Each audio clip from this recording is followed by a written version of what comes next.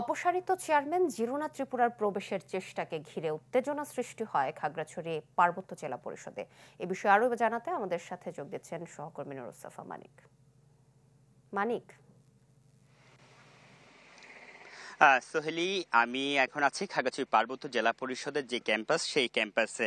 এখানে আজকে যে সপ্তাহের প্রথম দিন, সেই প্রথম দিনের শুরুর দিকে কিন্তু সব কার্যক্রম স্বাভাবিকভাবে চলছিল। তবে বেলা 11টার দিকে পার্বত্য জেলা পরিষদের যে প্রধান ফটকটি রয়েছে, সেই প্রধান ফটক দিয়ে পার্বত্য জেলা পরিষদের যিনি অপসারিত, অর্থাৎ প্রথমে যাকে দায়িত্ব থেকে বিরত রাখা হয় সদস্যদের অনাস্থার কারণে, এবং এরপর হচ্ছে গেল 14 অক্টোবর তাকে কিন্তু পার্বত্য মন্ত্রণালয় থেকে কিন্তু একদম স্থায়ীভাবে তাকে অপসারণ করা হয়। এবং সেই অপসারিত যিনি চেয়ারম্যান, তিনি পার্বত্য জেলা পরিষদের যে প্রবেশের চেষ্টা করেন, এবং এই প্রবেশকে ঘিরে কিন্তু মূল ফটক যেটি রয়েছে, সেই মূল ফটকে কিন্তু বিক্ষুব্ধ জনতা অবস্থান নিয়ে তার বিরুদ্ধে স্লোগান দিতে থাকে।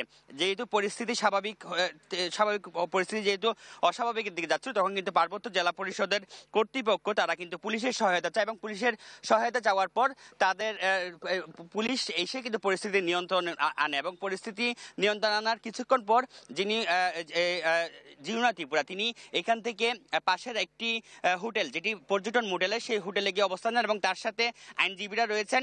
আমরা একটু বলে রাখি, সেটি হলো তিনি গেল বছরের 7 নভেম্বর তাকে কিন্তু চেয়ারম্যান নিয়োগ করা হয়, এবং তার বিষয়ে নানা ধরনের অভিযোগের কারণে তাকে কিন্তু 7 জুলাই তাকে দায়িত্ব থেকে বিরত রাখে, এবং তাকে নিয়ে কিন্তু তদন্ত কমিটি গঠন করা হয়। এবং তদন্ত কমিটির দীর্ঘ একটি সময় তদন্ত পর তাকে কিন্তু গেল 14 অক্টোবর তাকে অপসারণ করা হয়, এবং এর প্রেক্ষিতে তিনি কিন্তু উচ্চ আদালতে একটি রিট করেছে, এবং রিটের প্রেক্ষিতে তিনি আজকে এখানে এসেছেন বলে তিনি জানিয়েছেন। তবে তিনি এখনো আনুষ্ঠানিকভাবে গণমাধ্যমের সাথে কোনো কথা বলেননি, এবং পার্বত্য জেলা পরিষদের দায়িত্ববান যারা রয়েছে, চেয়ারম্যান এবং অন্যান্য যারা প্রশাসনিক কর্মকর্তা, তারা সবাই কিন্তু অফিসের বাইরে রয়েছে। তাদের সাথে আমরা ফোনে কথা বলেছি।